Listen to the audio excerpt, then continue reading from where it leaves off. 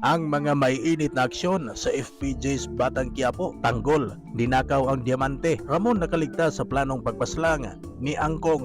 Naging matagumpay ang transaksyon ni Senyor Facundo sa kanilang kliyente na mga Afrikano matapos silang masamsam ang mga diamante at nakuha nila pabalik ang mga droga. Noong magkapalitan na sila ng item ni Senyor Facundo at mga Afrikano ay lumabas na sila tanggol na nagpanggap na mga drug enforcer at pinadapa silang lahat dahil sila ay huhulihin. Agad na kinuha nila tanggol ang mga diamante at droga bilang ebidensya. Walang kalam-alam ang mga Afrikano na ang lahat na ito ay pagkana lamang ni Senyor Facundo. Nakakuha naman ng tiempo ang mga Afrikano at nakipagbarilan kina tanggol na nagresulta sa pagkasawi ng mga ito. Sa paglabas nila tanggol ay namataan sila ng mga pulis at nangyari na naman ang habulan at putukan. Dala ni Madonna noon ang attache case nang matamaan si Madonna ng pulis at aksidenteng nabitawan niya ang attache case na may lamang diamante at palihim naman itong kinuha ni tanggol. Umuusok ngayon sa galit si Senyor Facundo at sinisi si Madonna sa pagkawala ng diamante.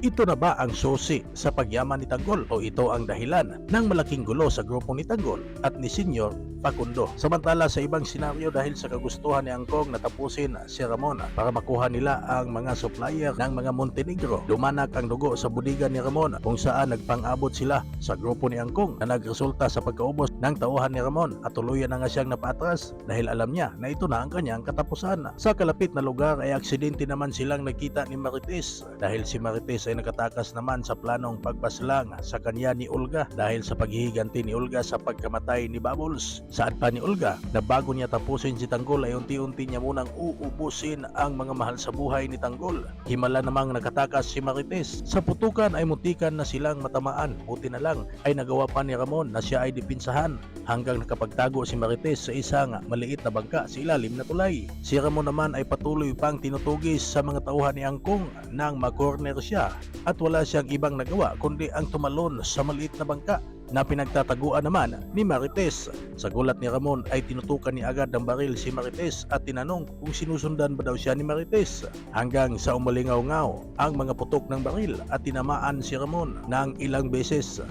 Sa gulat ni Marites ay nagsusumigaw siya ng tulong at kumpiyansa naman ang tauhan ni Angkong na napaslang na nila si Ramon at tuluyan na silang iniwan. Agad namang naisugod ni Marites sa pinakamalapit na bahay pagamutan si Ramon at maswerteng nakaligtas ito sa bingit ng kamatayan. Papaalis na sana si Marites nang magkamalay si Ramon at pinasalamatan niya si Marites at nabanggit ni Ramon na natatandaan niya si Marites na siya ang babaeng ginahasan niya noon sa kapistahan ng Puong Itim na Nazareno sa Quiapo at isinilang ni Tess ang batang si Jesus di Magiba o Tanggol. Dahil sa sinabi ni Ramon ay di nakapagpigil si Marites at nasampal niya si Ramon at saad ni Tess na nagkadalit-silitsi ang kanyang buhay dahil sa ginawa ni Ramon. Tugon naman ni Ramon na naitaman niya na ang kanyang pagkakamali dahil nabigyan niya na ng magandang buhay ang kanilang anak. Mahiwatig ni Ramon na nasa kanyang puder na si Tanggol, ngunit di alam ni Ramon na di pala totoong Tanggol ang nasa kanyang puder. Sa pagkakataong ito ay malalaman na kaya ni Ramon ang pinaggagawa ni David at Olga. Abangan ang iba pang maiinit na mga aksyon sa FPJ's Batang Quiapo. Kung gusto mo ang video natin, please comment, like, and subscribe. Maraming salamat po.